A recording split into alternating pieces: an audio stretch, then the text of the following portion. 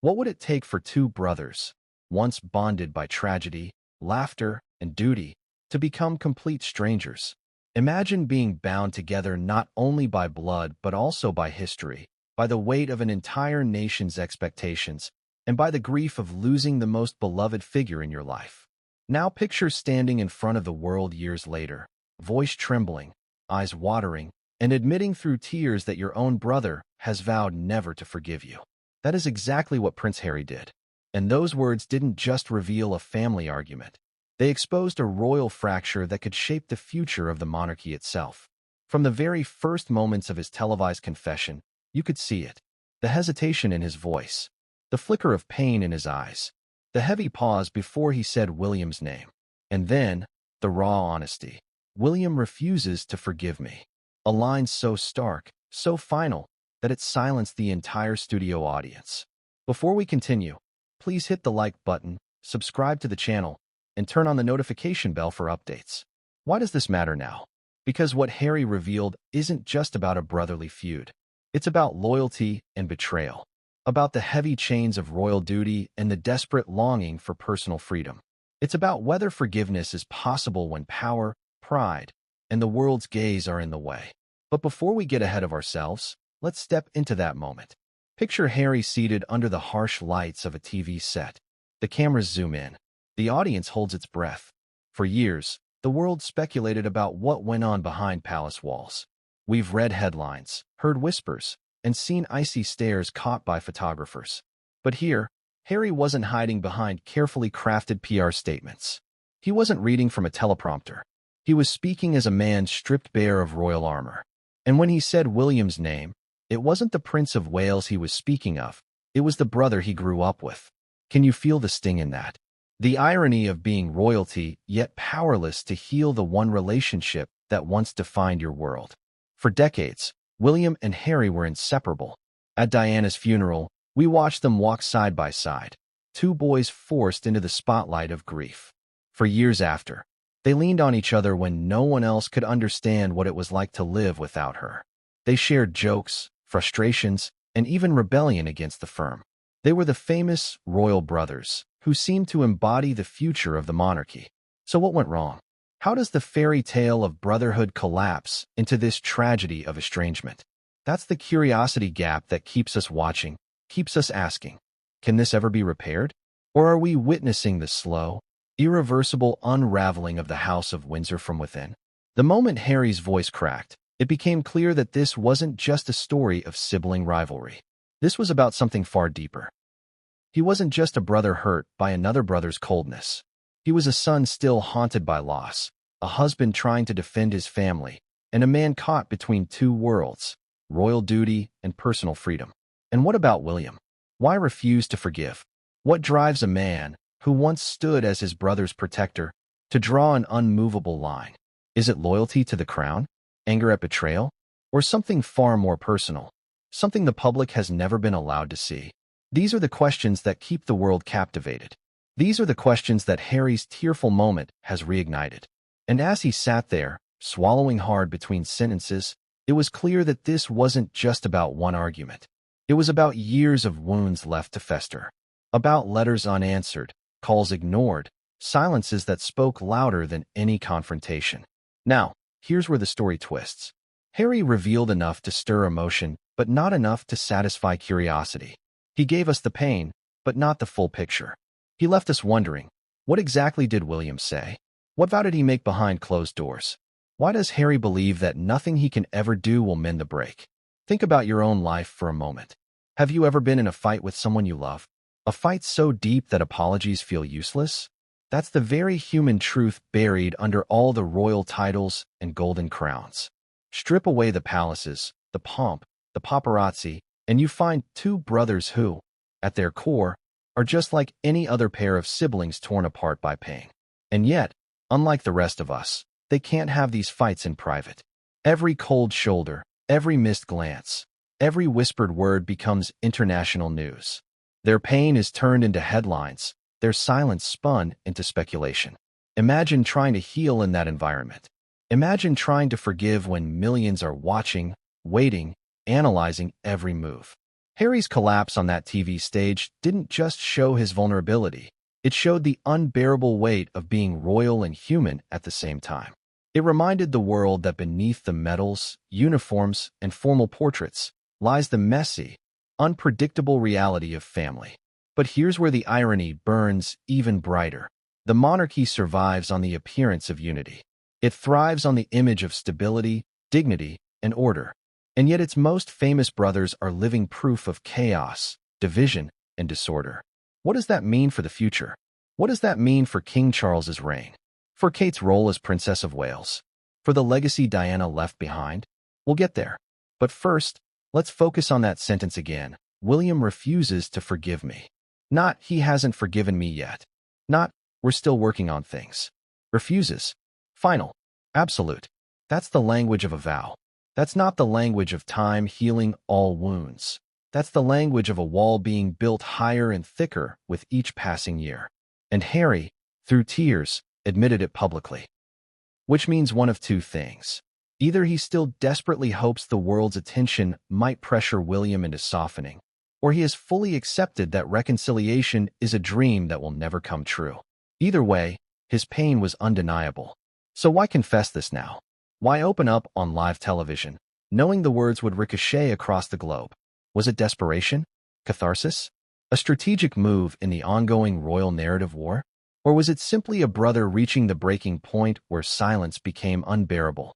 These are the layers we'll peel back as we dive deeper.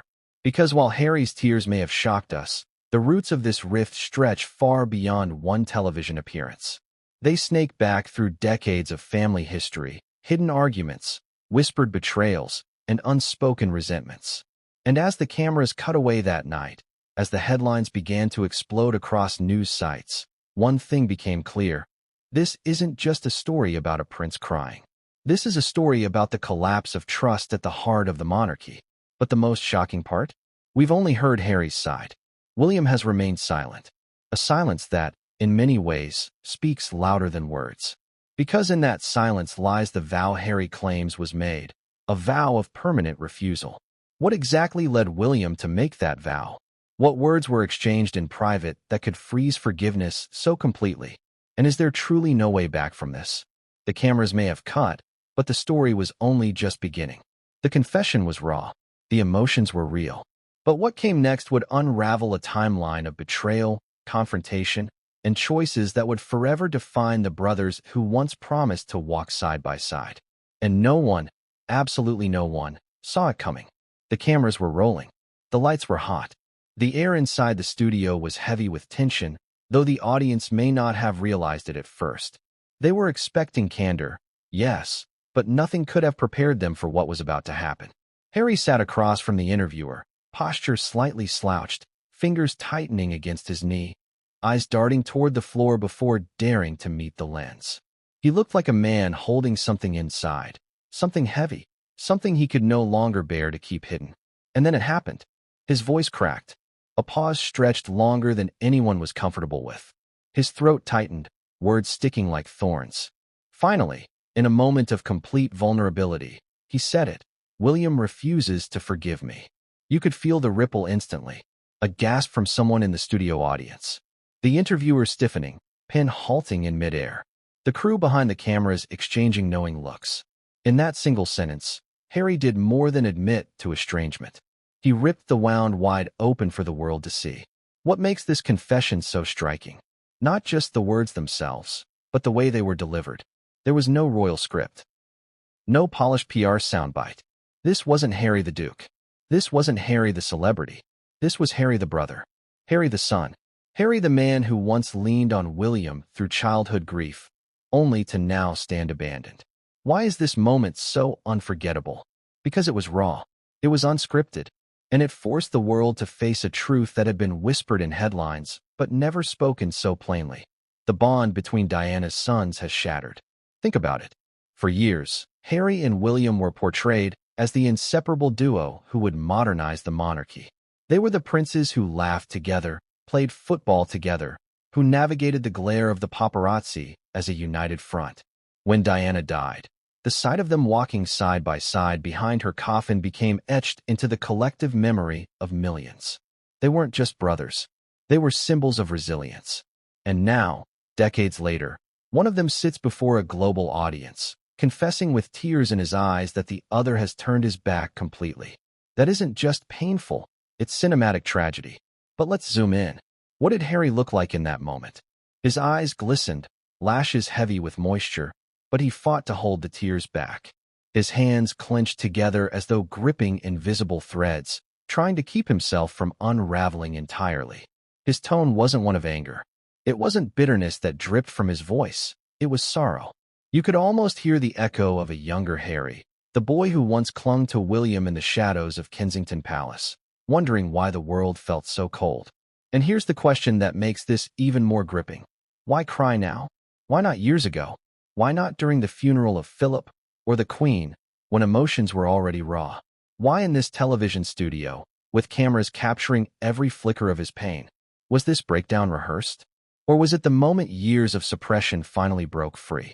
This is where contradictions pull us in. On one hand, Harry has become an expert at public speaking.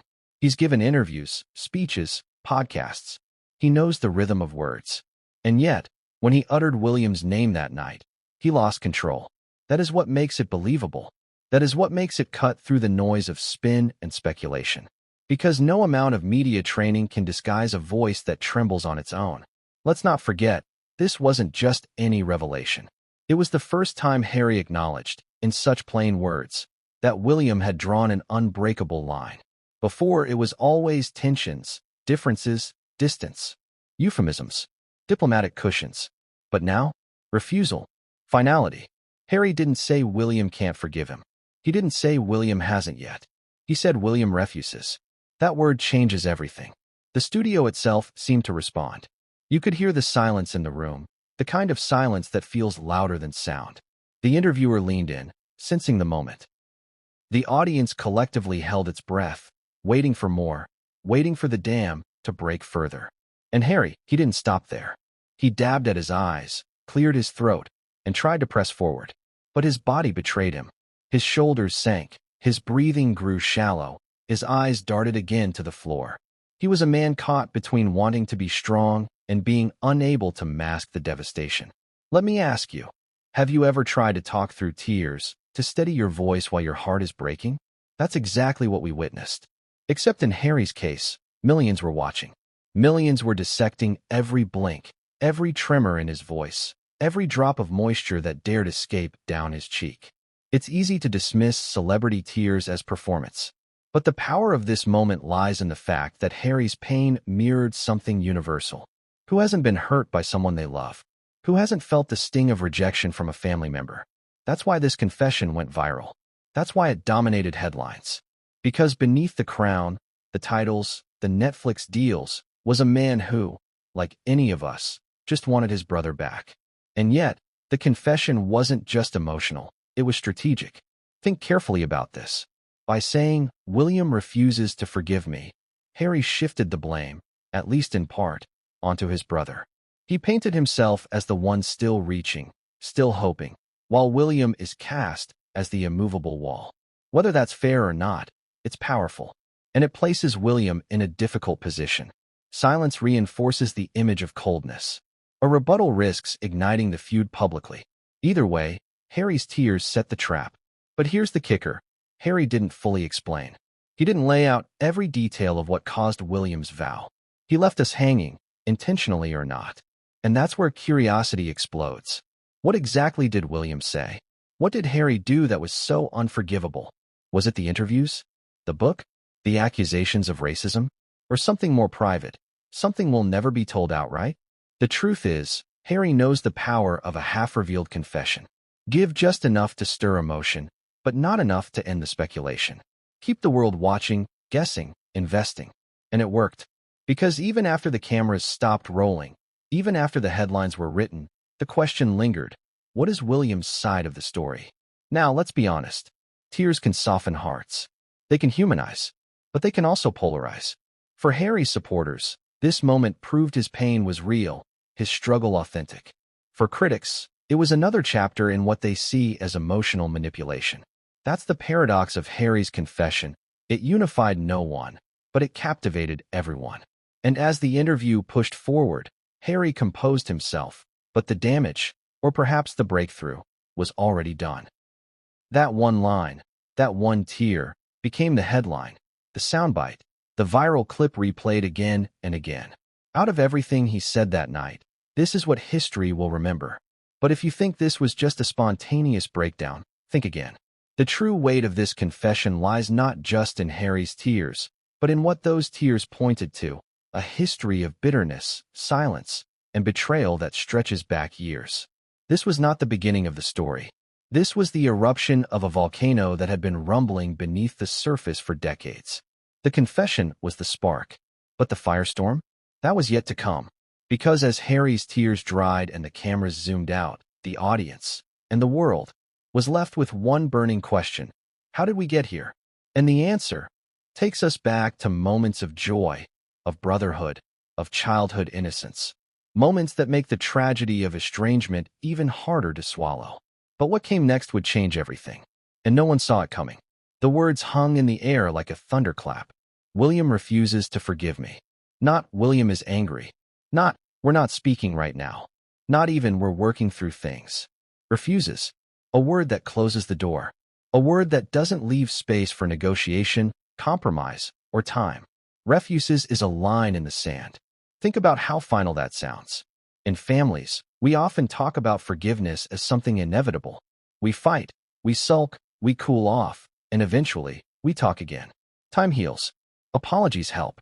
But what happens when someone flatly refuses? What happens when the door is locked and bolted, no matter how many times you knock? That is the picture Harry painted on that stage. His brother, the heir to the throne, has not simply distanced himself. He has vowed never to reconcile.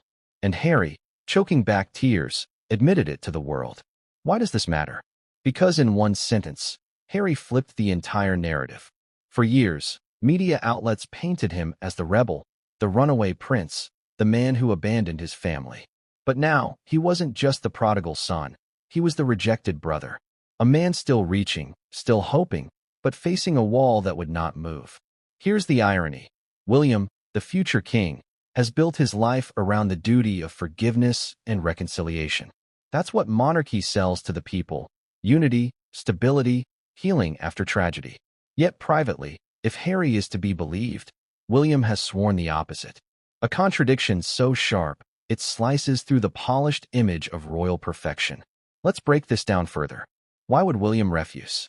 What could possibly be so unforgivable? Harry has said a lot over the years. Criticisms of the firm, accusations of racism within the family, claims of neglect regarding Meghan's mental health struggles, the book, Spare, that painted William as a bully. Each revelation was a stab at the institution, yes, but also at William personally. But is that enough to justify a vow never to forgive? Or does the reason go deeper, into private conversations, into secrets the public will never fully know? Imagine the weight of carrying those secrets, of knowing your brother sees you as someone irredeemable. No matter what apology you craft, no matter how many olive branches you extend, the answer is always no. Harry's use of the word refuses wasn't accidental. He could have softened it. He could have said, William isn't ready yet, or William is still angry. But he didn't. He chose the language of absolutes. And in doing so, he ensured the story would ricochet across the globe. Pause for a moment and put yourself in William's shoes. If your brother went on television, crying and telling the world you would never forgive him, how would you respond? Would you defend yourself publicly? Would you let the silence speak for you? Or would you double down, thinking, yes, I meant every word? William has chosen silence. And silence, as any public figure knows, is powerful. It allows the world to speculate endlessly. It creates the image of cold, calculated distance. It leaves Harry looking like the desperate one, the emotional one, the man banging on a door that will not open. But here's the twist. Silence also makes William appear guilty, unyielding, heartless. It's a gamble, and the world is watching. Harry's tears, on the other hand, shift the emotional balance. Vulnerability has a way of drawing empathy. Millions may criticize Harry for leaving the royal family, but in that moment, few could deny his pain. Pain is relatable. Refusal feels cruel. The dynamic flips. But what exactly is William refusing to forgive? This is the unanswered question that haunts the confession. If forgiveness is withheld, then there must be an offense too heavy to pardon. Was it Harry's decision to leave? Was it the Netflix series? Was it the memoir's brutal stories of fistfights and insults? Or, more dangerously, was it something deeper, something personal, that has never made the headlines? That's what makes this story impossible to ignore. The refusal doesn't just tell us about the present. It hints at a past the public has never been allowed to see. A past that, if revealed, could rewrite how we view both brothers entirely. Now, let's talk about the emotional stakes. For Harry, William's vow is more than just rejection. It's a denial of identity.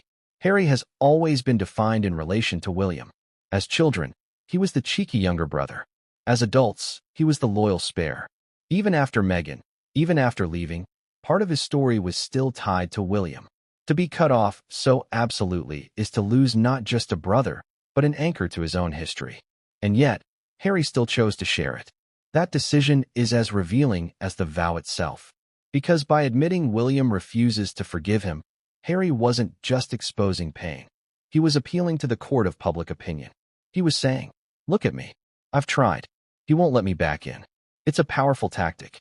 It paints him as vulnerable, while putting pressure on William to soften, or risk appearing merciless in the eyes of the world. But the danger? Once a private vow becomes public, it's nearly impossible to walk back. If William ever forgives Harry now, it will look like surrender. If he doesn't, it cements the image of coldness forever. Harry has forced the narrative into a corner. Let's ask the obvious. What if Harry exaggerated? What if William didn't actually use the word refuse? Maybe he said something like, "I can't forgive you right now," or "It will take time." Maybe Harry, in his pain, heard finality where there was hesitation. That's the slippery nature of confession. It's always from one perspective. And yet, once said aloud, it becomes truth in the eyes of the audience. That's what makes this chapter of their feud so explosive. It's not just about facts, it's about perception. Harry's version is now the dominant one, because he had the courage, or recklessness, to cry it out loud. William, by staying silent, allows Harry's framing to stand uncontested. And in storytelling, whoever speaks first usually controls the narrative. Now, let's bring it back to you, the viewer. Think about a time when someone refused to forgive you. Think about how it felt. Hopeless, suffocating, unfair. That's the emotional chord Harry struck. He didn't just talk about a royal feud. He tapped into something every human understands, the agony of rejection. That's why this moment resonates. That's why it cannot be ignored. And yet, the refusal is only half the story. To understand why William would go so far, we need to trace the roots. The vow didn't appear out of nowhere. It was born from years of tension, arguments, betrayal, and wounds left untreated. It was born from a childhood bond stretched to breaking by adult choices. Harry's confession was the present. William's refusal was the result. But the cause? That takes us back in time. To their childhood, their closeness, their shared grief. And the cracks that began to form long before the world noticed. Because only by looking at what they once were can we understand how they reached a point of no return. And what we uncover in their early years will shock you. Because the seeds of today's bitterness weren't planted yesterday. They were planted in moments the cameras didn't capture, in conversations no reporter ever overheard. Moments that, once revealed, will change the way you see the princes forever. But what came next would peel back the curtain on their childhood bond, and the turning point that started it all. Before there were titles, before there was duty, before there was scandal, there were simply two boys. Two brothers, running through the gardens of Kensington Palace, laughing, chasing, wrestling like brothers do. Long before the world divided them into the heir and the spare, William and Harry were just Will and Has. Best friends, partners in crime, brothers in arms. It's easy to forget that now, when every headline screams of betrayal and estrangement. But if you rewind the clock, the bond between William and Harry was once unshakable. In fact, for many years, it was all they had. Think of their childhood. The royal family, for all its pomp and grandeur, was never an easy place for children. Endless scrutiny, cameras following their every move, a mother hounded by paparazzi, a father often distant, absorbed in duty and, controversially, in love elsewhere. In that chaos, William and Harry clung to each other. Insiders have often spoken about how William felt protective over Harry from the very beginning. He was the older brother, the steady one, the one tasked, implicitly or explicitly, with looking after his younger sibling. And Harry, fiery, mischievous, impulsive, leaned on William like a shield. Together, they created their own little world, a safe haven against the cold winds of royal life. And then, tragedy struck. August 31st, 1997, the day Diana died. Two boys lost their mother in the most public, brutal way possible. Not only were they robbed of her warmth, her love, her presence, they were forced to grieve under the merciless gaze of the entire world. Imagine being 12 years old, like William, or barely 13, like Harry, and being told to walk behind your mother's coffin as millions watched. That image, two boys walking side by side, heads bowed, expressions blank with shock, is burned into history. But behind the solemn march, behind the cameras, was something deeper, William and Harry's bond becoming their lifeline. They leaned on each other when no one else could understand what they were going through. Not their father, not their grandmother, not the courtiers. Only each other. In private, sources have said, William tried to take on a fatherly role with Harry. He checked on him at night. He comforted him when nightmares came. He shielded him from the press when he could. Harry, in turn, adored William. He followed his lead, copied his style, even when it got him into trouble. They weren't just brothers, they were survivors. Survivors of grief, survivors of scrutiny, survivors of a family that often seemed more like an institution than a home. It was in those years that the term brothers in arms truly fit. Because whether it was dodging paparazzi on the school run or finding moments of joy on holiday, they fought those battles together. They laughed together, mourned together, and dreamed together of what their futures might hold. For the public, the brothers became a symbol of resilience. They were the boys who lost their mother, yet carried on. The boys who, despite unimaginable loss, seemed to grow stronger because they had each other. And for years, that narrative held. But here's the tragic irony. The very bond that made them inseparable would also make their eventual estrangement all the more devastating. Because when you've leaned so hard on someone, when you've shared grief that no one else in the world can understand, the wound of separation cuts twice as deep. Let's pause here and ask, can you remember a time when you and a sibling or a close friend were so united it felt like nothing could ever break you apart? Think about the warmth, the laughter, the feeling of being understood without words. Now imagine losing that bond. Imagine looking across the room at the very person who once carried you through grief and realizing they no longer want anything to do with you. That's the ache Harry feels every time William refuses to forgive him. Their childhood bond was real. It was strong. And it makes the fracture today feel like betrayal not just of each other, but of Diana herself. After all, Diana once told friends that her greatest wish was for her boys to remain close. She feared the palace machine might one day pull them apart. Was she right? Did she see this tragedy coming even then? Here's where the story gets even more poignant. In those early years, William wasn't just Harry's brother.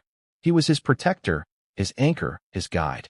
Yet fast forward to today, and William is the one Harry claims has built a wall against him. The protector has become the punisher. The anchor has become the weight dragging him down. How did that transformation happen? That's the haunting question. Some point to adolescence, when the roles of heir and spare began to weigh heavier. William, groomed to be king, became more serious, more measured, more cautious. Harry, freed from the same expectations, grew more reckless, more rebellious, more desperate for attention. Still, their bond held, at least for a time. We saw them together at Eton, joking, competing, playing. We saw them at charity events, side by side, often making each other laugh with private jokes. They were the double act. William the calm, Harry the wild card. But the chemistry worked. The bond endured. Until adulthood, and the choices that would test it. But before we leap ahead to those choices, let's sit with this image. Two boys in dark suits, walking behind their mother's coffin. The world pitied them. The world admired them. And in that moment, the world believed they would always have each other. And that is why Harry's confession now stings so sharply. Because when he says William refuses to forgive him, it's not just about today. It's about breaking a promise they once made to each other in unspoken grief, that they would survive together, no matter what. The irony, the tragedy, is that the very thing that once bound them, the loss of Diana, may also be the thing that haunts their relationship now. Because forgiveness is harder when the ghost of your mother hovers between you, reminding you of the bond you've broken. So where did it all start to crack? Where did the laughter fade, the trust erode, the brotherhood unravel? The answer lies not in their childhood, but in the choices of adulthood. In love, in duty, in women who entered their lives and changed the course of royal history. Because the fairy tale of brotherhood didn't shatter overnight. It cracked slowly, painfully, until one day, William vowed he would never forgive. And what triggered that vow? It began with a wedding the world will never forget. But what came next would ignite the first sparks of division, and no one saw it coming. Every great story has a turning point, a moment when everything shifts, when what once seemed solid begins to crack. For William and Harry, that moment came with Meghan Markle. Until then, their differences were manageable. William was serious, dutiful, the future king. Harry was cheeky, impulsive, the rebellious spare. But the bond held. They laughed at events, whispered private jokes, even rolled their eyes at the stuffiness of royal life. They were brothers before anything else. And then Meghan entered the scene. At first, Harry was enchanted. He spoke about Meghan with a kind of energy that friends hadn't seen in years. Here was a woman who was worldly, independent, outspoken. She wasn't a traditional royal choice. She was American, divorced, biracial, an actress, boxes that made the British establishment uneasy. But to Harry, that was exactly the point. Meghan wasn't the firm. She wasn't the institution. She was fresh air. But for William, that freshness carried warning bells. He had watched his parents' marriage collapse. He had witnessed Diana's pain. He knew how dangerous it could be to move too fast, to get swept up in passion without considering the cost. So, William asked the question that would later be retold in whispers across the palace. Are you sure she's the one? That single question, intended as brotherly caution, landed like a betrayal. Harry, already sensitive to the idea that he was treated differently as the spare, heard it as judgment. He heard it as William looking down on Meghan, as William repeating the same coldness he had resented in the palace machine. Here's where the story bends. Because what might have been a small disagreement between siblings escalated into something much bigger. Why? Because Meghan wasn't just a girlfriend. She was Harry's escape, his chance at freedom, love, and a life not dictated by palace courtiers. When William questioned her, Harry didn't just hear concern. He heard rejection of his very future. And Meghan noticed. She saw the tension, the coolness from William and Kate, the whispered warnings. And Harry, fiercely protective, doubled down. If it was him and Meghan against the world, so be it. Think about the irony. William was trying to play the role he always had, the protective older brother. But this time, Harry didn't want protection. He wanted support. He wanted a cheerleader, not a caution sign. And William's hesitation, however well-meant, planted the first real seeds of division. Now let's talk about perception. To William, he was being responsible. To Harry, William was being condescending. To Meghan, it was a cold welcome. And perception, once cemented, is hard to undo. This is where their childhood bond began to warp. Remember, Harry had always seen William as his shield, the brother who looked out for him, who understood him without words. But now, that shield felt like a wall. Instead of support, Harry saw judgment. Instead of closeness, he saw distance. The palace itself didn't help. Courtiers whispered. The press circled. Every cold glance between Meghan and Kate became fodder for tabloids. Every hesitation William showed was twisted into headlines about rivalry. What might have been a private family tension turned into a global drama. And once the world took sides, reconciliation became that much harder. Here's where things get explosive. Harry didn't just disagree with William, he resented him. He saw William's caution as part of the same system that had trapped their mother. Meghan, to Harry, was Diana's revenge, a strong woman who refused to be silenced. And William's skepticism? That felt like history repeating itself. Can you see how personal this became? It wasn't just, do you approve of my girlfriend? It was, do you believe I deserve happiness on my own terms?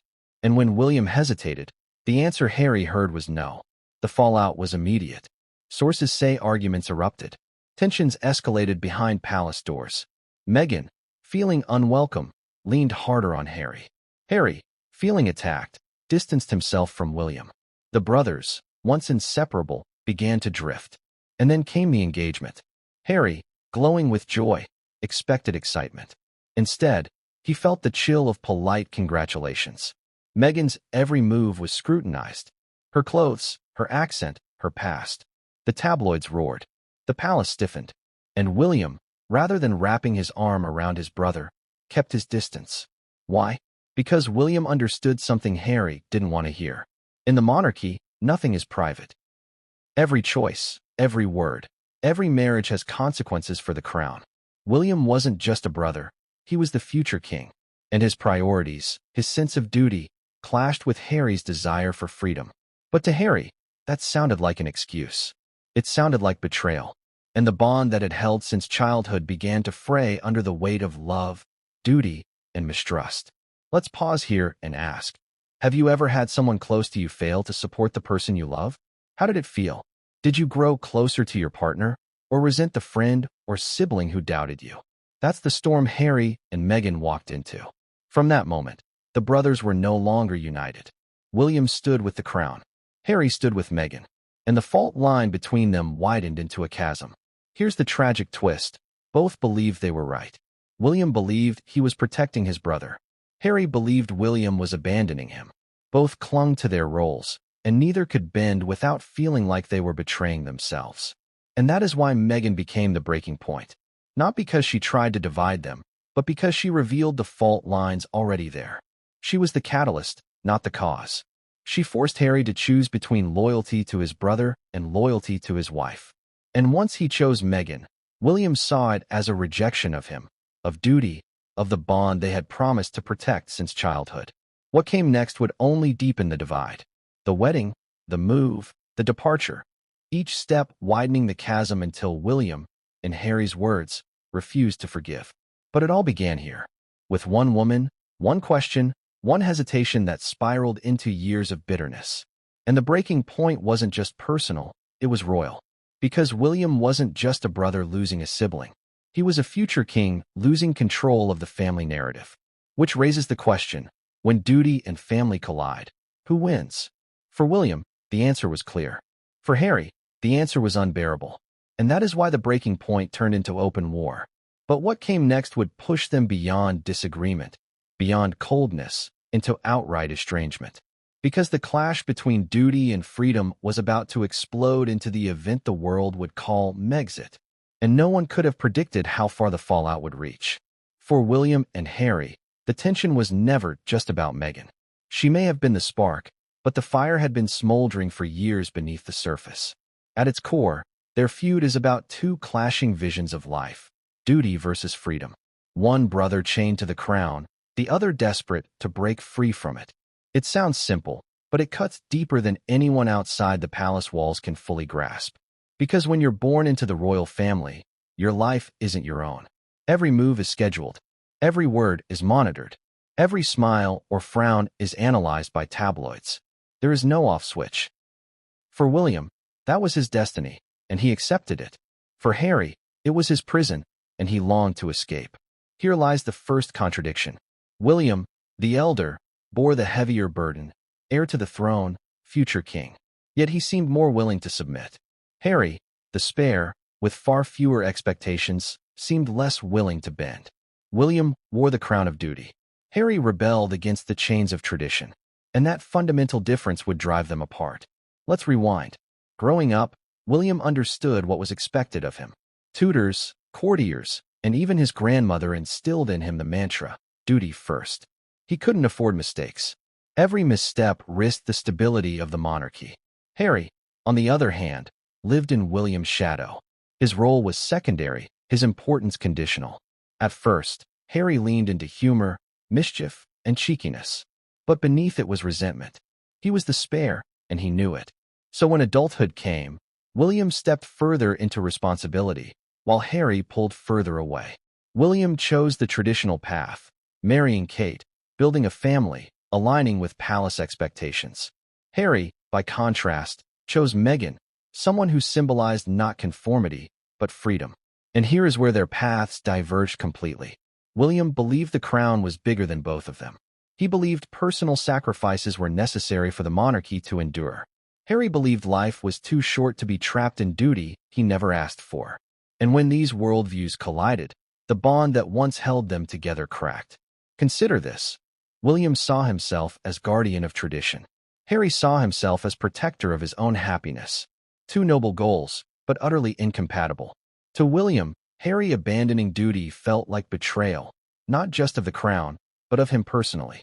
To Harry, William's loyalty to the institution felt like betrayal of their brotherhood. Each believed they were defending something sacred. Each believed the other had turned their back.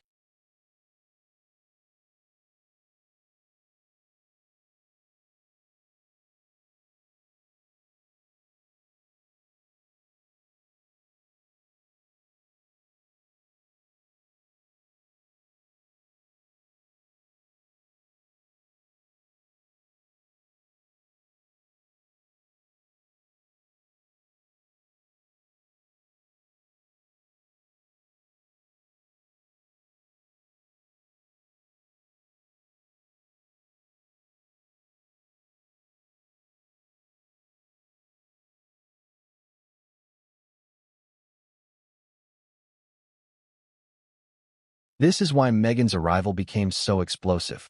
To William, she was an outsider pulling Harry further from duty. To Harry, she was salvation, proof that he could build a life outside the suffocating palace walls.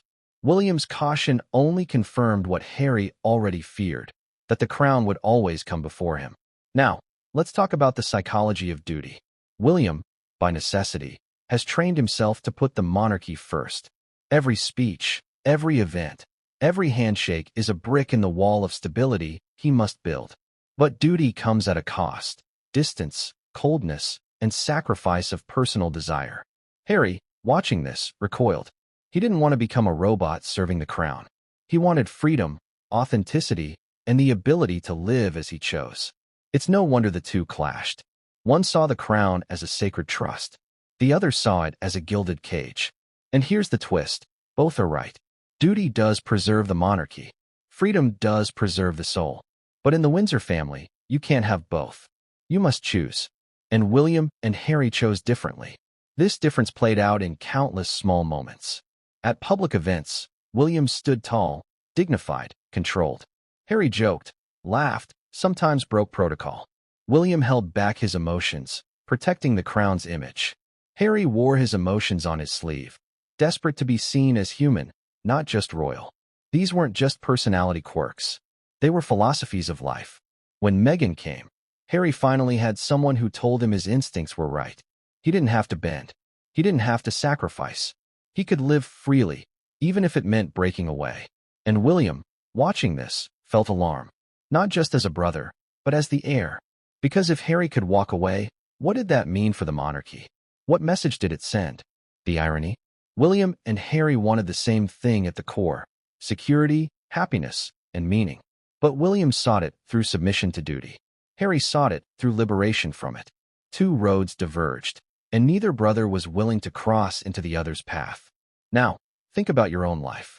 Have you ever faced a choice between what's expected of you and what your heart truly wants? Have you ever been pulled between obligation and freedom? That is the struggle William and Harry embodied on a global stage. And unlike the rest of us, they had no privacy to work it out. The clash became more visible with each passing year. When William and Kate embraced their roles, Harry and Meghan spoke openly about mental health struggles, racism, and the suffocating nature of royal life. When William smiled through ceremonies, Harry raged against the machine in interviews. The brothers weren't just drifting apart. They were standing on opposite battlefields, each convinced the other had chosen wrongly. This tension reached its boiling point when Harry and Meghan made their fateful decision to step back as senior royals. To William, it was desertion. To Harry, it was survival. William saw it as abdication of duty. Harry saw it as claiming his right to freedom. And in that moment, the rift became irreversible. But here's where the heartbreak deepens. Beneath the public fallout, beneath the statements and interviews, was something raw. William hurt that his brother was abandoning him. Harry hurt that his brother wouldn't support him. Two men, still those same boys who once walked side by side behind Diana's coffin, now looking at each other across a chasm neither could cross.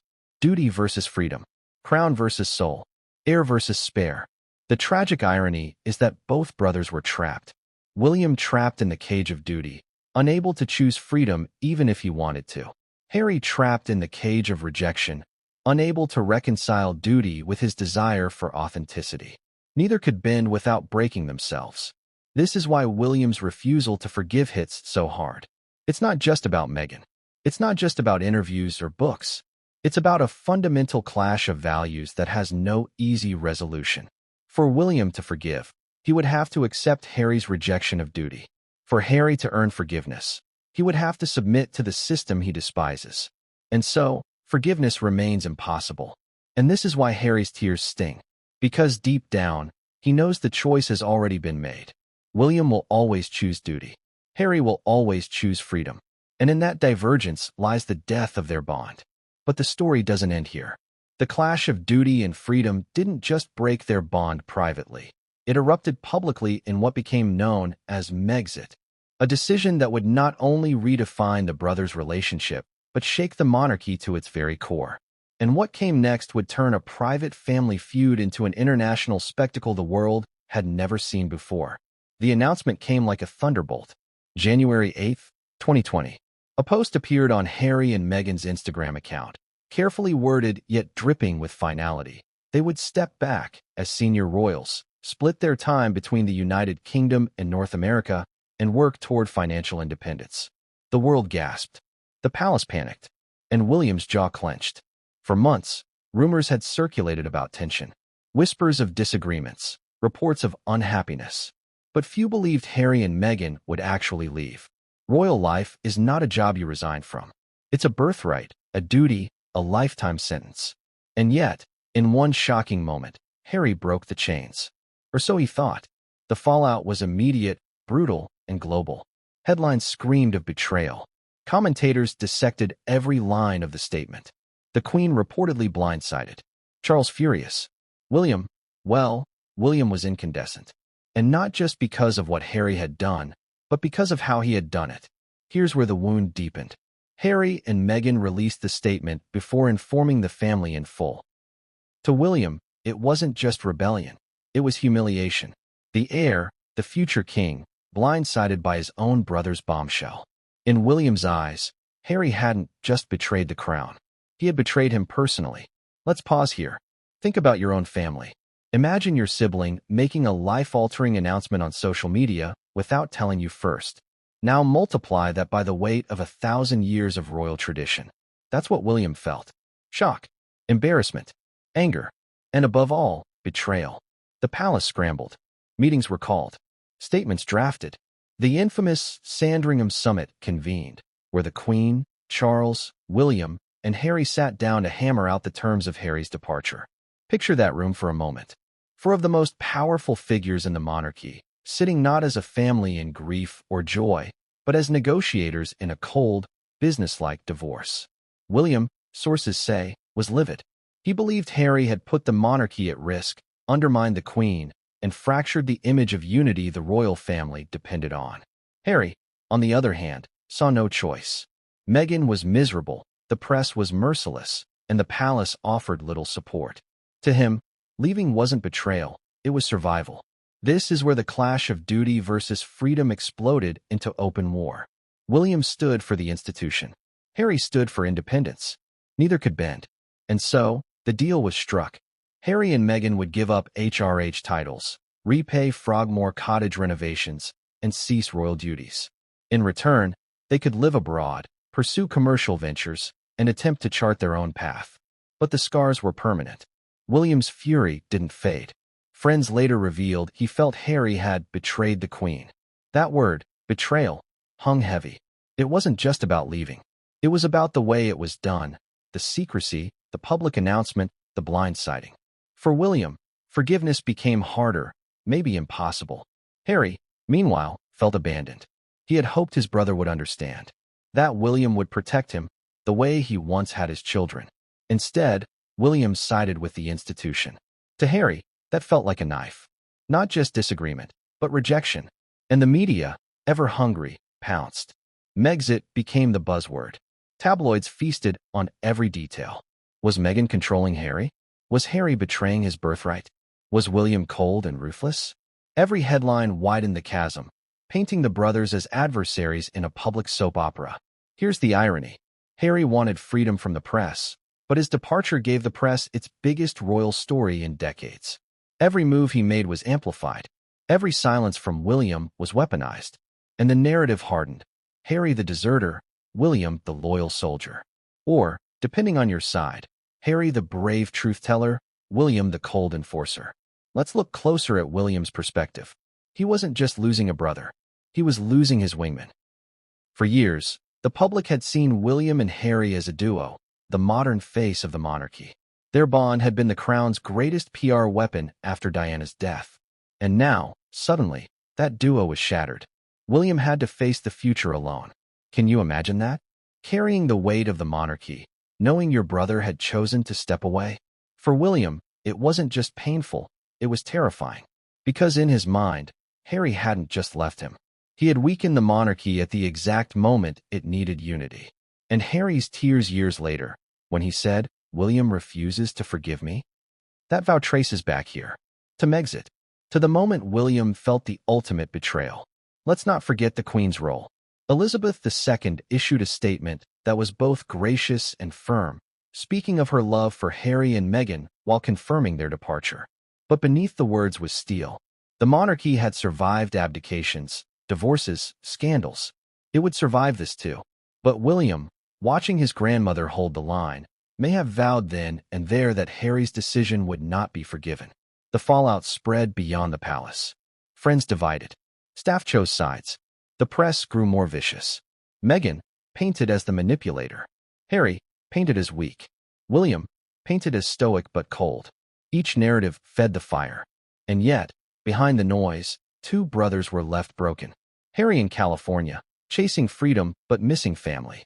William in London, carrying duty but missing his brother. Both stubborn, both hurt, both convinced they were right. The tragedy of Megxit isn't just that Harry left. It's that in leaving, he closed a door that may never be reopened.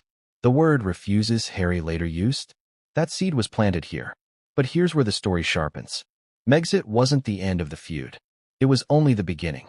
Because Harry and Meghan didn't fade quietly into private life. They spoke. They revealed. They accused. And each revelation drove the knife deeper between the brothers.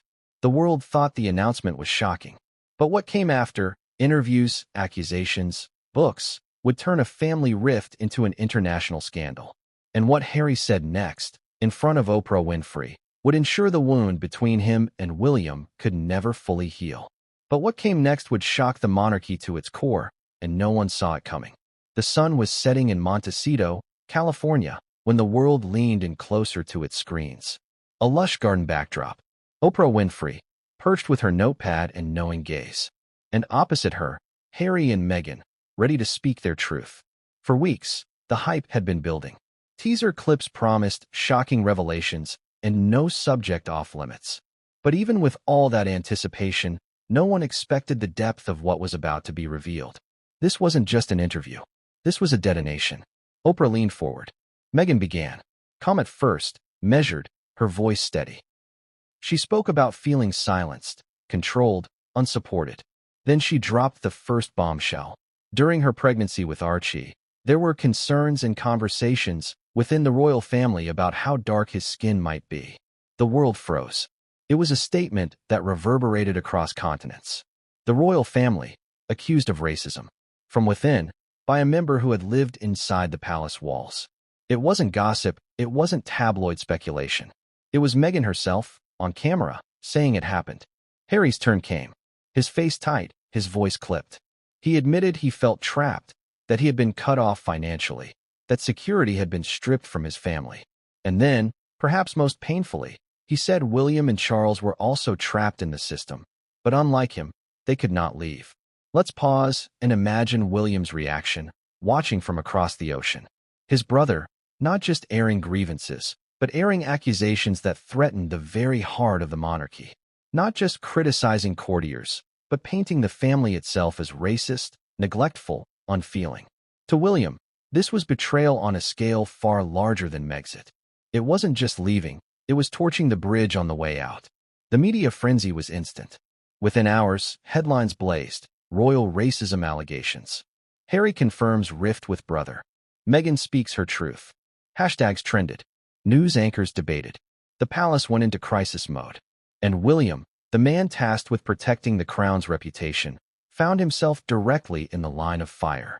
When reporters shouted questions at him days later, his reply was terse but telling. "We are very much not a racist family."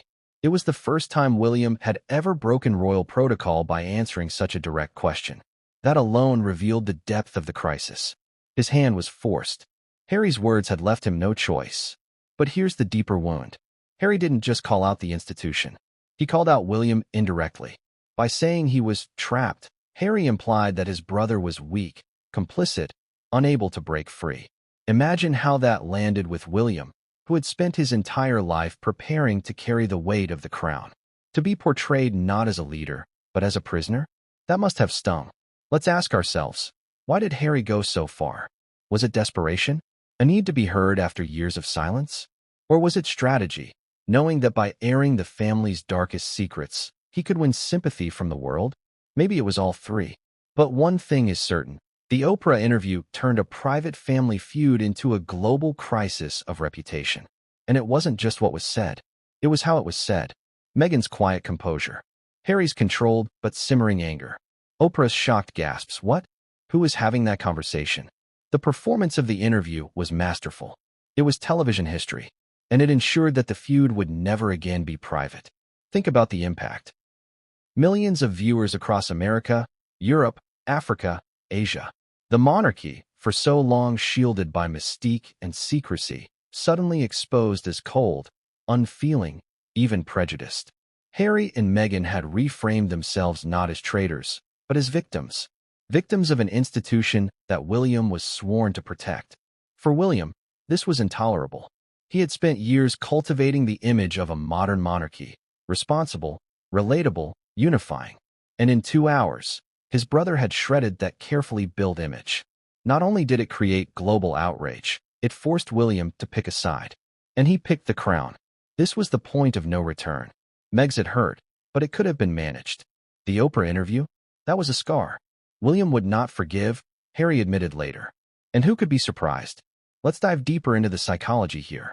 Harry's confession of feeling trapped was not just a critique of the monarchy.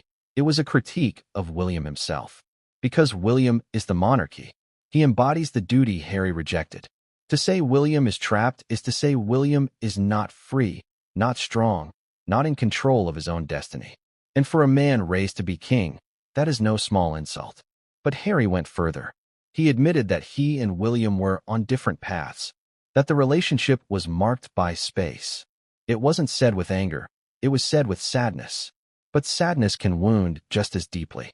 William, in his silence, hardened, and Harry, in his openness, bled before the world. The contradiction is staggering. Two brothers, once united in grief, now divided by ideology. One defending the institution, the other dismantling it on live television. Both convinced they were right. Both unwilling to yield. And the world took sides. Some hailed Harry and Meghan as truth-tellers, brave enough to speak against a centuries-old machine. Others condemned them as selfish, disloyal, disrespectful. The polarization wasn't just global, it was personal. Friends, courtiers, even family members were forced to choose. The fallout was brutal. Royal aides scrambled to manage reputational damage. Politicians weighed in. Activists seized the moment to demand accountability from the monarchy.